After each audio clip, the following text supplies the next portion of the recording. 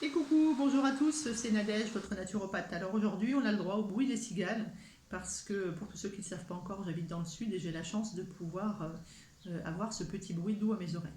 Alors la vidéo, c'est pour parler des fameux perturbateurs endocriniens que j'appellerai PE pendant toute l'intervention pour éviter de tirer le nombre de minutes sur cette intervention. Alors, les PE ont une définition qui a été faite par l'Organisation mondiale de la santé. Je ne vais pas vous la lire parce que ce n'est pas mon but. Simplement retenez que le PE, c'est une substance qui ressemble à une hormone et qui va être toxique pour notre corps de différentes manières. Pourquoi? Tout simplement parce que le PE, il va avoir un effet mimétique, c'est-à-dire qu'il va imiter l'hormone et prendre sa place sur la cellule. Nos cellules qui reçoivent les hormones ont sur leur membrane des récepteurs aux hormones. Eh bien, le perturbateur endocrinien, il va venir se mettre là, à la place de l'hormone. Et du coup, on va avoir une hormone qui va circuler dans notre corps, donc avoir un taux d'hormone qui va être grandissant avec toutes les conséquences qui y vont, donc perturbation du système endocrinien et bien sûr perturbation aussi du système immunitaire et du système nerveux. On va avoir une grosse fatigue du foie et on sait que notre foie c'est au moins 500 fonctions et qu'on a besoin que notre foie fonctionne correctement. Alors, le perturbateur endocrinien, il va aussi empêcher l'hormone de communiquer. Voilà. Nos cellules, elles communiquent de plusieurs manières, ou une communication quand elles sont proches les unes des autres, ou alors une communication par le biais de neurotransmetteurs si ça vient des neurones, on en a là et on en a là, ou par le biais des hormones qui circulent dans le sang. Le perturbateur endocrinien, il va aussi perturber tout ce qui est dégradation, production, régulation de l'hormone et aussi le transport de l'hormone. Donc vous voyez qu'en fait, il a des actions qui sont vraiment dérangeantes pour notre corps, perturbantes pour notre corps, et je trouve que ça porte très bien le nom de perturbateur endocrinien. Alors, qu'est-ce que c'est qu'un perturbateur endocrinien? Il y a 80 000 substances qui sont nommées perturbateurs endocriniens. Les perturbateurs endocriniens, ils sont partout. On en a dans nos habits, sur tout ce qu'on met sur le corps, nos cosmétiques, les couleurs pour les cheveux, les serviettes hygiéniques, le dentifrice, l'alimentation évidemment, et ceux-là on les connaît bien, hein, les fameux additifs. Alors, ils ne sont pas tous mauvais, hein, d'accord, mais en général, un additif c'est pas bon.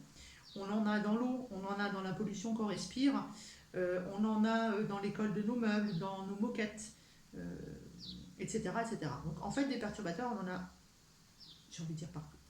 On en a dans les médicaments, et on a d'autres substances qui sont aussi des perturbateurs endocriniens, comme par exemple la pilule contraceptive, l'hormonothérapie, etc., etc. Alors, la conséquence, vous avez compris, c'est une perturbation du système endocrinien et donc de par là même du système nerveux et du système immunitaire, mais c'est aussi un risque accru de maladie du foie et un risque accru de cancer hormonodépendant. Alors, quel est un petit peu le but de cette vidéo aujourd'hui? C'est de vous expliquer ce qu'est un PE, où est-ce qu'on les trouve et surtout comment on va pouvoir agir pour les éliminer petit à petit. Alors, ça va être une vidéo où je vais peut-être pas me faire beaucoup d'amis. Je vais essayer de ne pas citer de marque, mais je pense que je vais pas me faire des potes dans la grande surface, chez les lobbies, etc. J'ai aussi envie de dire que comme je suis là pour que vous appreniez vous-même à prendre soin de vous, je vais essayer de vous donner le maximum d'informations tout en restant le moins chimique possible, sans aller vous chercher des mots très spécifiques, même si je vais essayer de vous donner quelques petits exemples.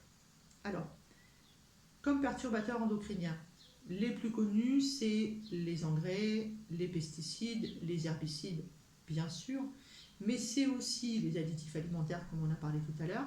C'est aussi tous les phtalates, par exemple, bon, ce qu'il y a dans les plastiques.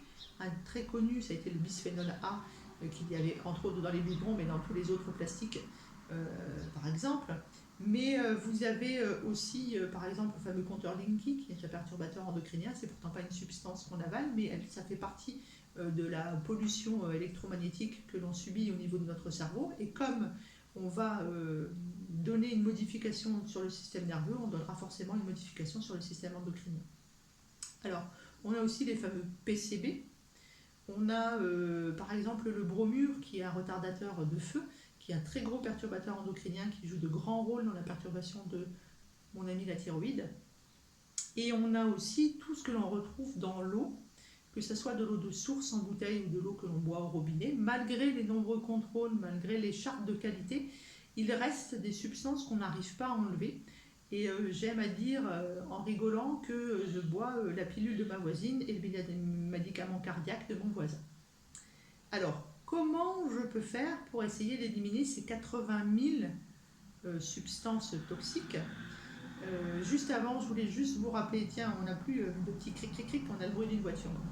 Je ne refais pas les vidéos, tout est fait d'un premier jet, je vais essayer de rester le plus naturel possible, je ne prépare pas de fiches, de machin, de bidule, j'essaie de vous parler comme ça vient. C'est pour ça que des fois, il y a un petit peu de redondance. Donc je disais, dans les PE, ce qu'il y a d'important, c'est qu'il y a un effet cocktail. Et pour ça, il y a le nom, alors je relis parce que je ne me souviens plus, de M. Serralini, donc un grand professeur de biologie, qui a démontré l'effet cocktail et la toxicité de l'effet cocktail. C'est-à-dire que vous prenez un petit peu de E172, un petit peu d'eau avec votre repas de midi, que vous portez un t-shirt qui vient de je ne sais pas où, et que pour manger votre repas, ben, vous êtes devant votre télé, dans votre nouvelle maison qui a un compteur Linky, et assis sur un canapé qui vient de je ne sais pas où. Donc en fait, l'effet cocktail est beaucoup plus grave que les petites doses qu'on va prendre tous les jours. Par exemple, quelqu'un qui va prendre une pilule micro-dosée tous les jours, eh ben, il y aura moins d'effets secondaires que si on rajoute dessus plein d'autres choses. Alors, les PE, c'est un peu la partie immergée de l'iceberg. C'est-à-dire que on connaît les empoisonnements aigus, et je pense par exemple à nos pauvres agriculteurs qui ont des maladies neurodégénératives, et donc toutes les maladies aussi qui sont causées par ces expositions chroniques. On parle aussi des cancers hormonodépendants qui ont dans leur cause les perturbateurs endocriniens, mais après vous avez tout ce qui est effet sur l'épigénétique, effet sur le développement, toutes les conséquences chimiques sur notre corps. En parlant de génétique, de conséquences, etc., je pense au fameux distilbène qui a été enlevé de la circulation il y a un certain nombre d'années, qui était donné pour des problèmes de fertilité et qui, en fait, sur plusieurs générations, a créé des conséquences très importantes. Je pense aussi, par exemple, au PCB. Les PCB, en fait, ils vont avoir un effet sur le spermatozoïde. Voilà. Il y a aussi tout ce qu'on appelle les POP, donc les polluants organiques persistants, que vous allez retrouver par exemple ce qu'on appelle les produits halogénés, donc tout ce qui est iode, qui est fluorure, qui est brome par exemple. Je pense quand vous allez à la piscine, que vous êtes en contact par le biais de votre peau, plus grand organe du corps, avec du chlore, mais aussi avec du brome, et bien ça rentre à l'intérieur de votre cellule, et ça fait un effet cocktail avec tout ce que vous avez déjà dans votre vie comme perturbateur endocrinien. Alors, on connaît le distilbène, on connaît le DDT, on connaît évidemment tous les phtalates, et on a parlé du bisphénol A, tous les agents plastifiants, etc. En fait, ce qu'il faut savoir surtout, c'est que le PE, il est ce qu'on appelle lipophile, c'est-à-dire qu'il a une attirance forte avec le produit gras.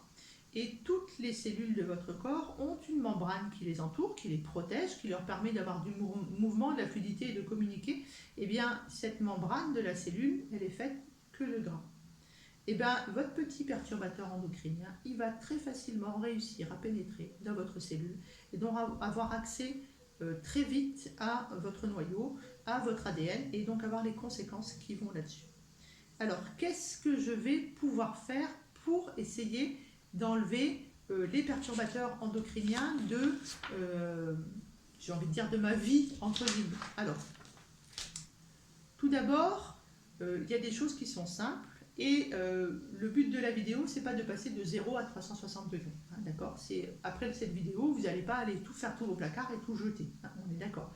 On va changer petit à petit. Alors, en plus, on va faire des économies, vous allez voir.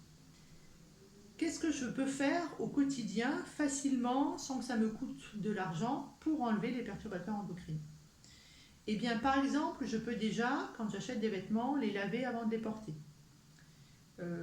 Essayer d'acheter plutôt de l'occasion que du neuf. Ça veut dire que tous les produits comme les cols, comme les bromures, comme tout ce qu'on met pour avoir des odeurs, et je pense particulièrement aux voitures, quand on achète une voiture neuve, on a cette odeur forte de plastique et on adore ça, ça nous rappelle qu'on vient de se faire plaisir et qu'on s'est acheté une voiture neuve.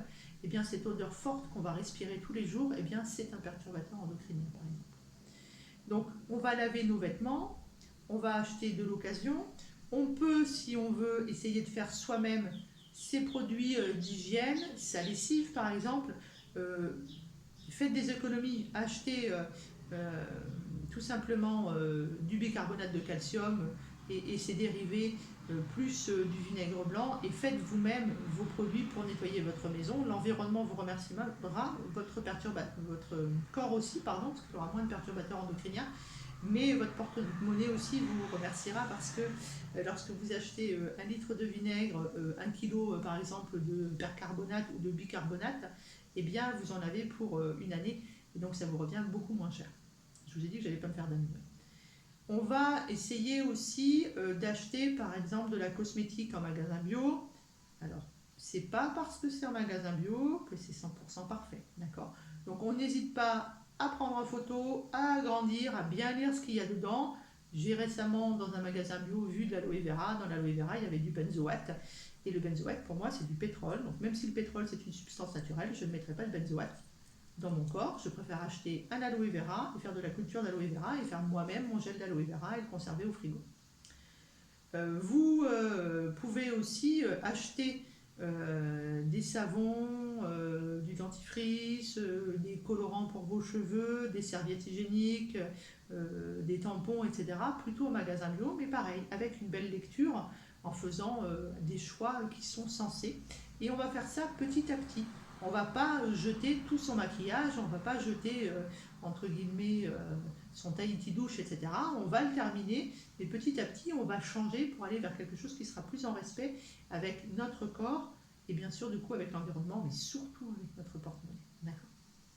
Alors, ensuite, on va changer bien sûr son alimentation. Donc, on va essayer d'aller, si on a la chance comme moi d'habiter dans le Var et d'avoir plein de petits producteurs dans le coin, ben, aller chercher ses fruits, ses légumes, voire plus chez notre petit producteur du coin. Pour le reste, on n'hésite pas à aller, pareil de nouveau, dans les magasins bio où on peut acheter en vrac. On conserve dans des bocaux en verre parce que c'est bien mieux que dans du plastique. Hein. Les phtalates se retrouvent dans les plastiques. Et surtout, on achète ce qu'on a besoin. Ce qui veut dire qu'on va faire de la place dans ces placards et que finalement, on va se rendre compte que cette grande maison, bah, elle est bien trop grande. Et surtout, on va ne plus retrouver, comme on fait régulièrement le ménage dans nos placards, des substances qui vont être eh bien, date limite de consommation dépassée, même si on sait entre guillemets que ça ne veut pas trop dire quelque chose, mais voilà, on peut le voir, on peut le sentir, on voit que ça a gonflé, que ça sent pas bon, qu'il y a déjà du moisi, etc., etc. Donc revoyez votre manière de manger, surtout votre manière de faire les courses.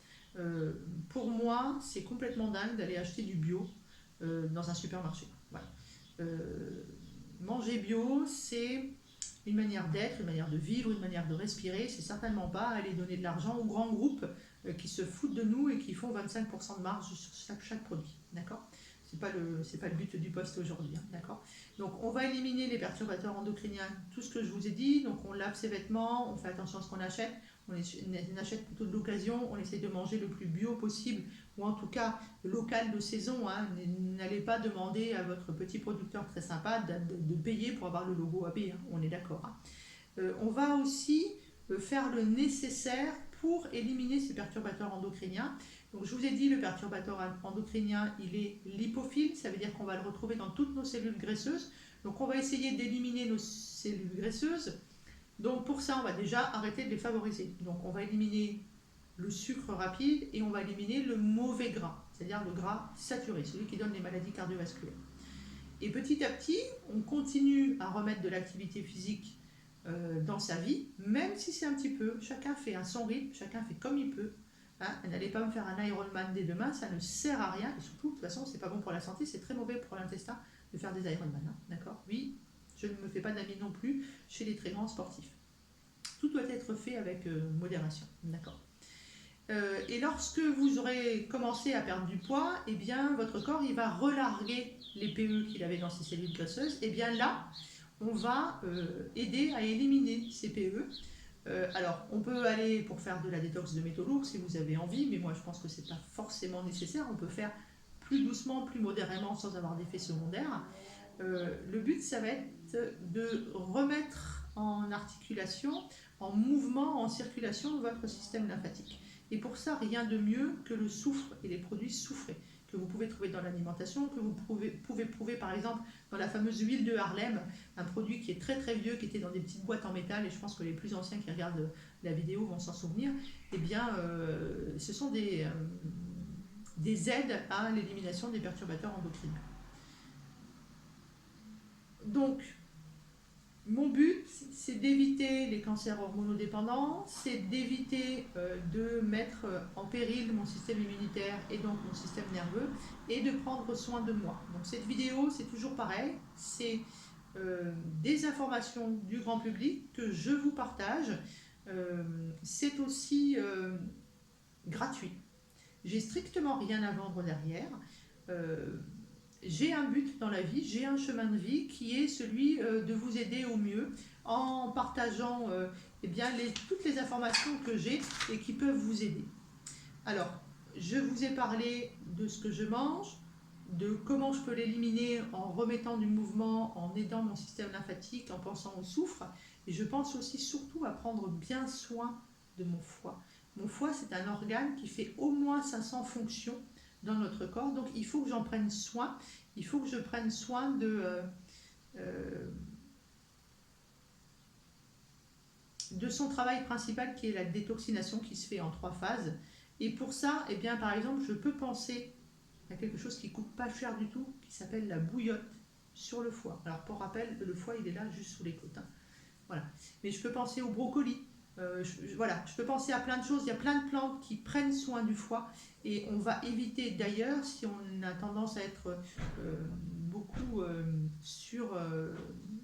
surconsommateur de PE, eh bien on ne va pas prendre du radis noir et de l'artichaut pour aller défoncer le foie qui est déjà pas en forme. On va d'abord le supporter, l'aider et après on verra ce qu'on peut faire pour enlever ces fameux xénobiotiques. Xénobiotiques, c'est tout simplement une autre manière de dire perturbateur endocrinien.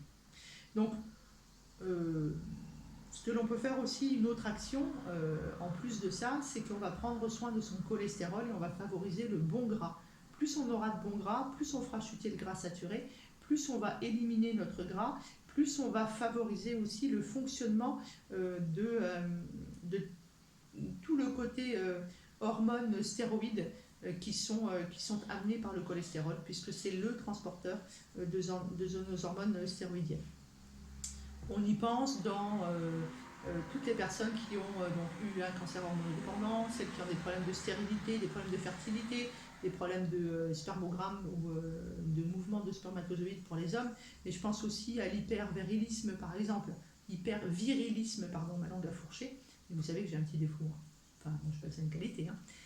Voilà, tous ces gens qui perdent leurs cheveux beaucoup trop tôt, toutes ces femmes qui ont beaucoup trop de poils, toutes les personnes, et on reste sur les femmes qui ont des syndromes prémenstruels très forts, avec les seins qui gonflent, avec vraiment des douleurs, etc., eh bien, pensez à prendre soin de votre foie, à prendre soin de votre système immunitaire, de votre système nerveux et bien sûr de votre système endocrinien.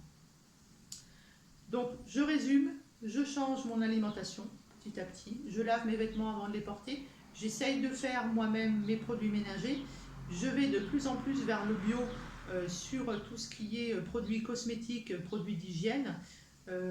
J'achète plutôt d'occasion, je prends soin de mon foie, je remets un petit peu de mouvement, je prends soin de mon système lymphatique et surtout je prends soin de mon cerveau et je fais ça petit à petit et pas 0,360. Je n'aimerais pas, ça ne me ferait pas plaisir et ce n'est pas le but de cette vidéo que vous alliez tout de suite après la vidéo dans tous vos placards, que vous mettiez tout à la poubelle. Non, on y va doucement et c'est parce qu'on y va doucement qu'on y va sûrement. Et ça fait longtemps qu'on le dit et M. Lafontaine l'a dit bien avant moi. Voilà, c'était la petite vidéo sur les perturbateurs endocriniens. N'hésitez pas à vous abonner à la chaîne, à poser des questions et surtout à mettre les termes que vous avez envie que j'essaye de partager avec vous.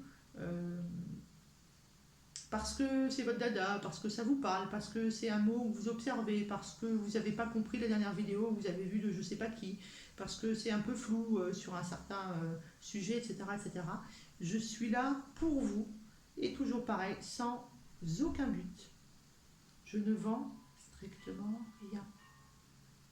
Allez, même la cloche elle sonne, ça veut dire que c'est l'heure, donc je vous laisse. C'était Nadège, votre naturopathe dans le Var. Je vais profiter maintenant de mes petites cigales et je vous dis à bientôt pour un autre sujet. Ciao, ciao, ciao!